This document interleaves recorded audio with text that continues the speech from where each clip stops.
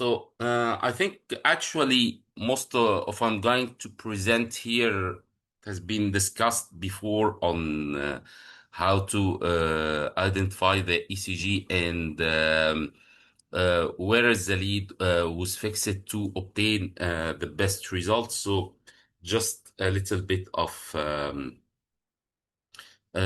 physiology of the ECG, just a little bit.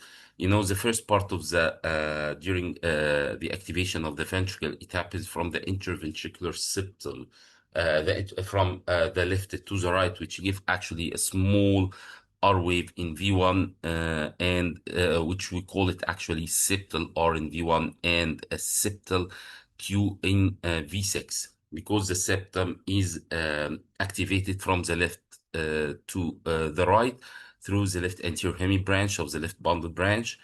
And after this, the pulse actually proceed to both ventricle, to the RV and to the left ventricle, which of course the left ventricle taking the upper hand because its mass actually is much bigger than the right ventricle, which is giving actually an S wave in V1, because it's the pulse wave actually it progressed away from the RV, means away from V1, and an R wave toward V6, which look to the at the left side of the left ventricle.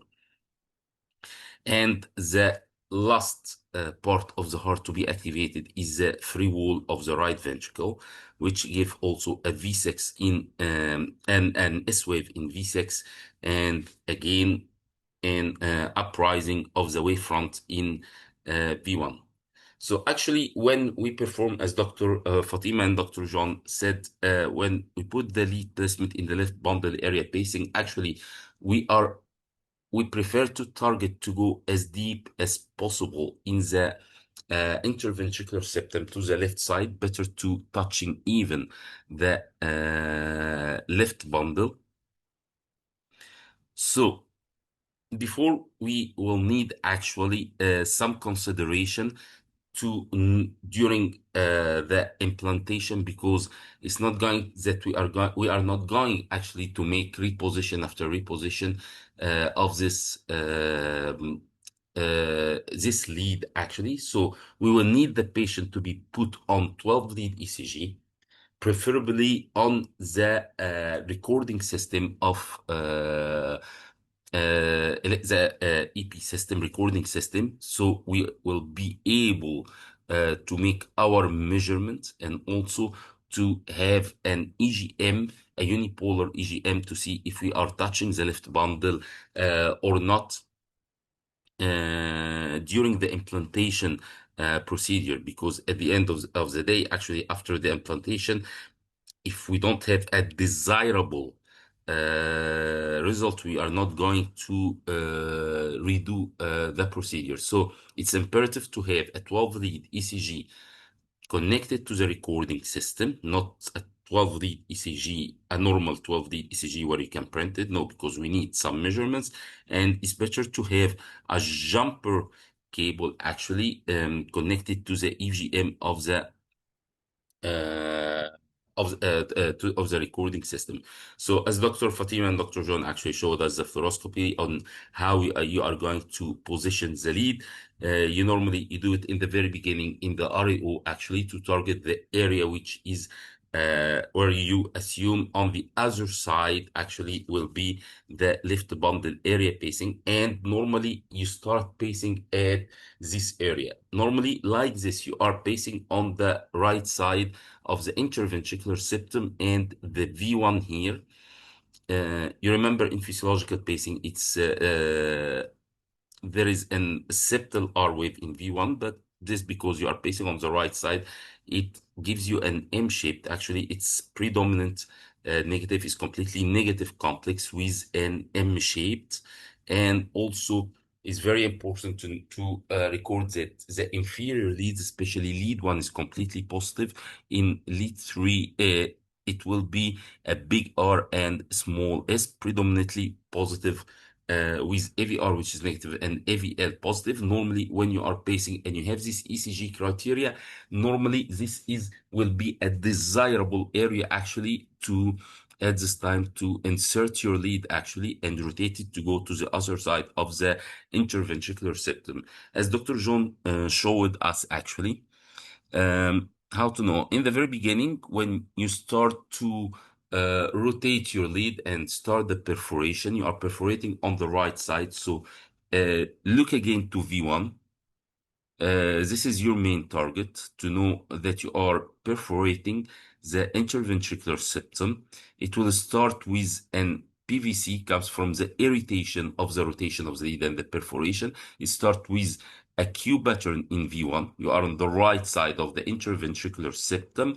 And as you are going deep into the interventricular septum, actually, you will start this complex actually is a completely negative. The Q bat, the QS pattern, actually, you have seen it. You start to have a smaller Q with a bigger R, and here you are touching the left bundle area, not the left bundle um, branch. And if you go deeper actually to the left bundle branch actually, if you are lucky to achieve this, you will start to have an typical right bundle branch block with an RSR dash pattern. This actually a PVC. So this PVC, this is a very penetrating PVC. Actually, you are not touching yet the left bundle branch, while when you start to have a typical right bundle branch block with an initial small R, then an S and R dash, a bigger R dash, which is a typical right bundle branch block pattern, it means that you are irritating the left bundle branch. So when you start actually to rotate, in the first step, actually, you don't know. So start by pacing with every rotation. So you can assess actually where you are in the interventricular septum. So in the very beginning, when you are close to the right bundle or on the right side of the interventricular septum, a pacing will produce this completely negative, the QS pattern with an M shape, with the terminal actually part of the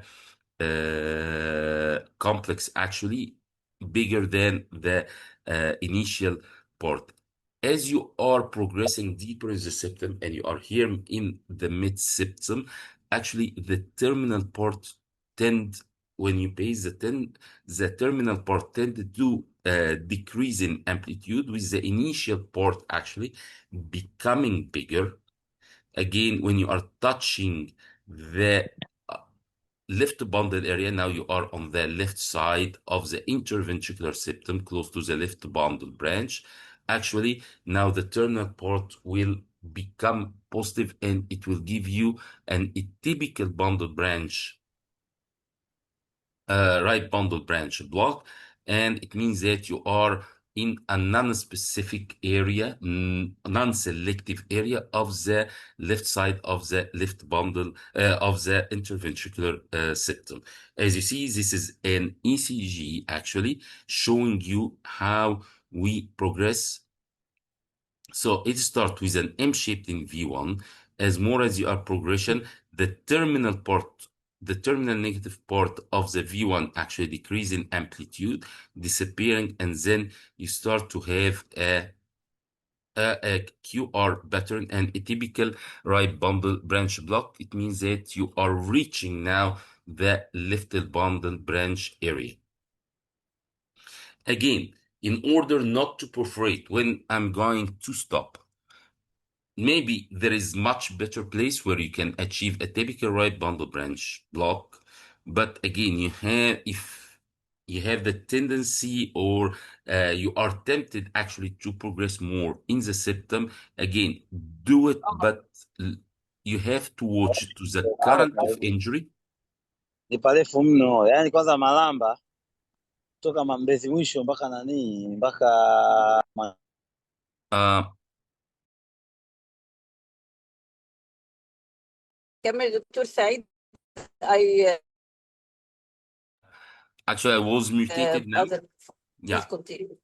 Yeah. So if you have a tendency when you achieve actually a QR pattern, actually, and you are tempted to go more to try to achieve an RS pattern, actually, you need to do it actually cautiously in order not to make a perforation. So look again to the current of injury, which is a unipolar signal. You can see it actually on both the recording system and on the analyzer. If you have a sudden drop and there is a decrement of the terminal part of the current in the unipolar signal and the appearance of initial Q, it means that you are achieving a perforation. Perhaps you are going inside the left ventricle. So if you have a less than 5 millivolt of a unipolar current of injury, be careful because you might be achieving a very mini perforation, sudden drop of this current of injury, and like this, where you cannot detect actually a current of injury, it means that you are completely in the cavity of the left ventricle and you have to pull it after this. So if you are tempted to go to try to achieve a typical right bundle branch block, be careful, look again with every rotation on your current injury in order not to make a full perforation of the interventricular septum. And again, as Dr. John actually said, actually, you have to watch also for the impedance. I'm sorry, I'm unable a little bit. So again, this is an illustration where you are going to put your lead. So normally, if you are going to achieve a non-selective, what does it mean, a non-selective left bundle branch pacing? It's a stimulation which actually capture part of the myocardium and part of the left bundle branch. Not only the left bundle branch and not only the myocardium, the interventricular septum. So as you see it here, this is what we call a non-selective. This is where actually the lead actually is stopped in rotation, where with the helix actually, with the screw actually just touching the left bundle branch and part of the unipolar pacing of the distal electrode, and the unipolar pacing capture a part of the myocardium and part of the left bundle branch. And actually it's good, and it gives a very desirable results. But when you go for a selective, if you advance it a little bit, cautiously under recording of the current of injury and the impedance, which should not be lower than 400 milli ohm at the end of the procedure, actually, and you just go, just your distal electrodes is inside the left bundle branch, the main body of the left bundle branch. You are not going to capture the myocardium, you are just capturing the left bundle branch, and actually it gives the typical right bundle branch block morphology, which we see it on V1, and I'll show you ECGs later on. And when you are not touching it all, the left bundle branch the left bundle branch, you are actually pacing the interventricular septum, just the myocardium. You are not pacing the bundle branch area at all. So when you stop, when you have a V1, which is a QR pattern, which is on the left side, which is a QR pattern, which you can see it in the non-selective left bundle branch pacing, as well as you see it in the interventricular septum pacing away from the left bundle. While when you have a typical right bundle branch block like this, it's an RSR dash pattern with a terminal R bigger than this the initial R, and it means that you are selectively pacing actually the left bundle branch. Let's go to the next slide. This is an algorithm which is a little bit complicated to know, so I'm going to pass it to the next. Like this, you can measure it, and how to identify where are you pacing. So in the first, well, let's see this first, because it's actually very interesting. When you see in the very beginning, this is the initial R with an RS. This is normally, this is the septal R in V1. This is the intrinsic rhythm of the patient. And again, Can you this use is an the R, Dr. initial R, Mohammed and this is the septal Said? R in V6. Yes, Dr. Rani. Can you? I don't see your arrow or pointer. Can you use a pointer? And I'm using the arrow of my keyboard. I can see, but I don't know. Why don't you see? You don't see it like Yes, this? I see it, but yes, move it again, please. Here is the initial. Actually, this is the intrinsic rhythm of the patient. Do you see it like this, Dr. Mervat? Yes, I see it now. Yeah. So this is the septal R that you can see it physiologically in any patient in V1. Okay. So when we start the interventricular septal pacing, what we see it here, if you are deep in the ventricle, and what do you see it here? Actually, you see it that do you remember when I said in the very beginning, when you're pacing the right side, there is an M-shaped, a Q M-shaped pattern in V1 with the terminal Q, actually it's larger than the initial R. Here, actually, there is two components with an M shape with two components, and very small are in the at very late. It means that you perforated. You are not pacing the right side of the interventricular septum at all. And you can say there's a small R. It's nice, but the spike to the peak of V6 here, actually, it's larger than 80 milliseconds. It means that you are not pacing the right side, because we don't have the QM shape in V1, but you are pacing deep in the interventricular septum, and you need to progress to rotate the lead more, actually. But what is nice about this ECG, and first to remember, because this is actually, it's a practical point in during our practice, actually. You see, when you are touching, when the engineers start, or your colleagues start actually to test the threshold, we go high up. We can start at 6 volt or 7 volt and decreasing to test the threshold. And you are in a hurry and you want to see a good result. Remember that during, when you are pacing from deep inside the interventricular system and you don't have it, actually, you can still capture the left bundle area with a high voltage. So look at what's happened in this patient. Actually, this morphology, actually, you were pacing at 5 volt at 0.5 millisecond. And when you are pacing at 6 volt at 0.5 milliseconds, what we see it here in V1, we have a QR pattern with a stimulus to peak of the R in V6 as 65 millisecond. And like this, actually, you can say that you are pacing, you have a non-selective left bundle branch pacing, area pacing. And actually, if you start at someone pacing at 6 volt or 5 volt or 7 volt, even some at 4 volt, you are close to the left bundle branch area, and you see it this, and you are happy like this. And then after this, nobody looks to the recording system and the 12 lead ECG. You took your measurement at a high voltage, and it's very nice.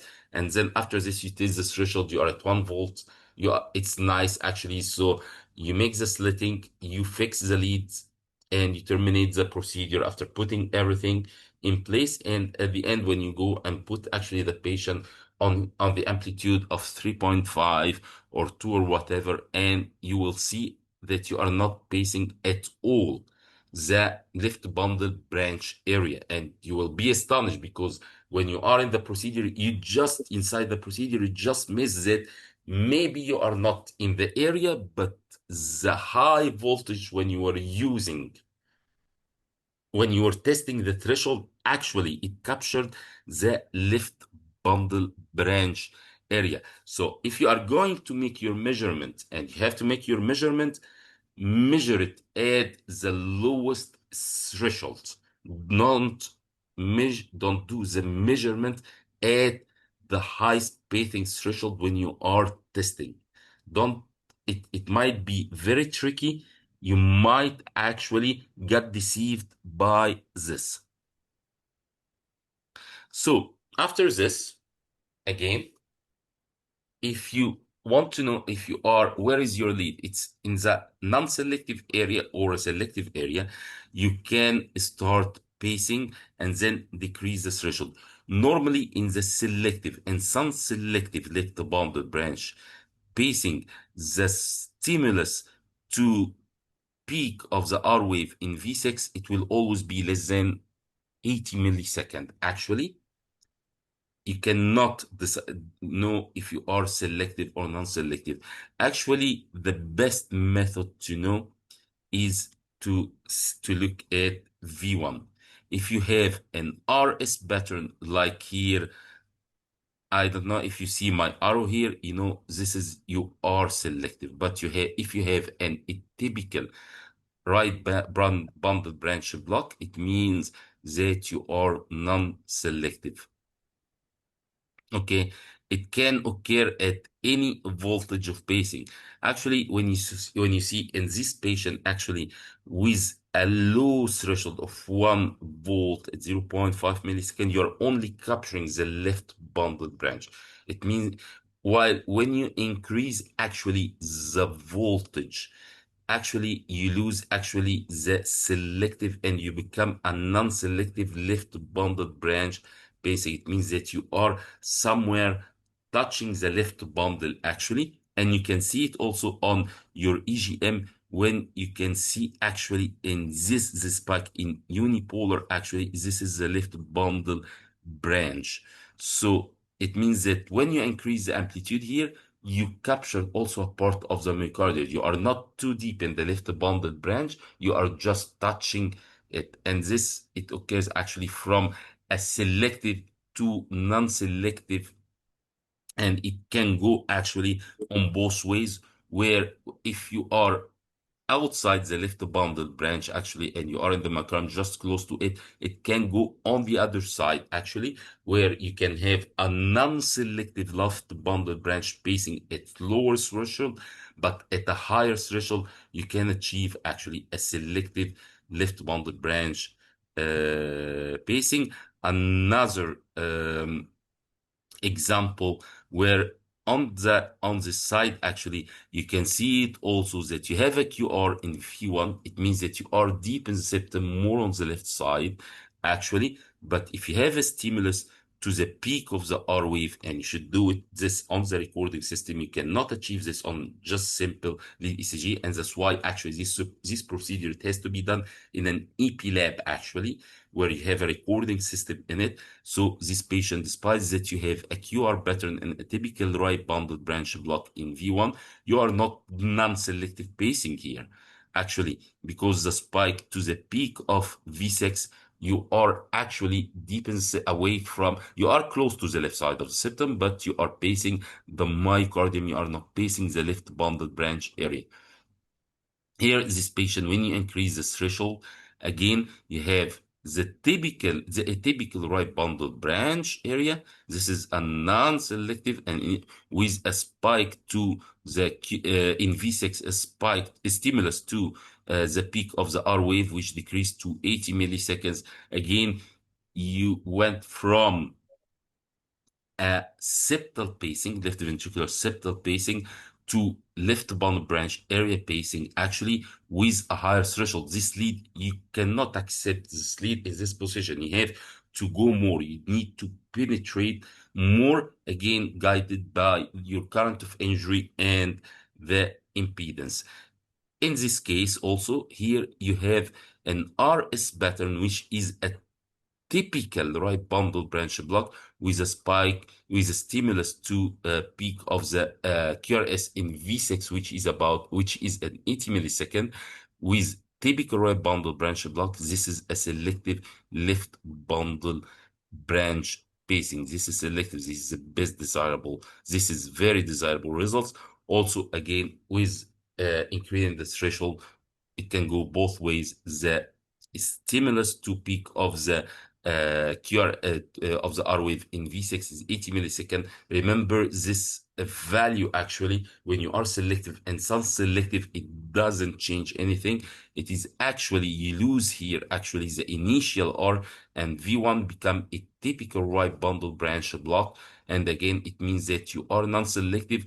Both results actually are desirable. The most important is not to get tricky by a capture of the left bundle branch at higher left bundle branch by pacing at higher threshold, while missing that you are losing actually the selective or the non-selective left bundle branch pacing or area pacing at lower threshold. Because at the end of the day, if you are going to correct this and you get the result at the end of the day when you make the ECG after the patient you terminated the procedure, what you are going to do is just to increase the amplitude, and it will drain your battery. So make this measured at the lower threshold possible, the lowest possible threshold in the EP lab before deciding to make slitting of the sheath and terminate the procedure.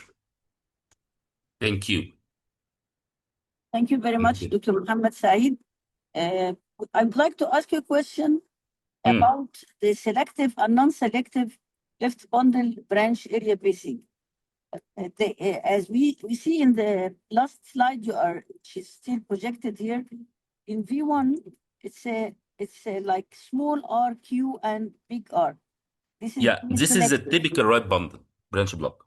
Okay. And it means a selective because now you are pacing the left bundle. It's like what happens Okay. physiologically when you have a right bundle branch block and all Yes. the impulse goes from the AV node to the left bundle. Okay. And the non-selective has a sharper, bigger R, right? Yeah, actually, Has you lose the QR. initial R. You lose the Okay. initial R in V1, and you have an atypical bundle, a right bundle branch block. And this is due actually because part of this impulse it comes from capturing the left bundle, but part also it goes through the myocardium itself. You are capturing both actually, the myocardium and like in this area, actually, you are capturing actually both the left bundle branch and part of the myocardium. So the impulse it goes through both ways. While when you have typical right bundle branch block, which is RSR dash, actually it goes only through the left bundle branch. Okay. And actually on the studies, actually the clinical outcome, but these are small studies, the clinical outcome of non-selective and the selective left bundle branch pacing is not different clinically. Actually, they are both actually desirable. It depends only on how you are going to, how far you are going to penetrate in the septum. Okay. If we go to the left posterior fascicle, the axis will change and Yeah, we'll exactly. have -2, 3, and AVF, and we'll lose the big R in lead 2 and the smaller in lead 3. Is that right? Yeah, exactly. Okay. Actually, it depends on where you are going to attach the left bundle. But actually, remember, if you perforating just one centimeter or 1.5 centimeter away from the tricuspid, it will become very difficult actually to go for uh the left posterior hemi branch. Actually, you are more going to the left bundle itself. Okay. Like to achieve it, you have to go a little bit further in the right ventricle with the cheese before doing the perforation and more to the posterior.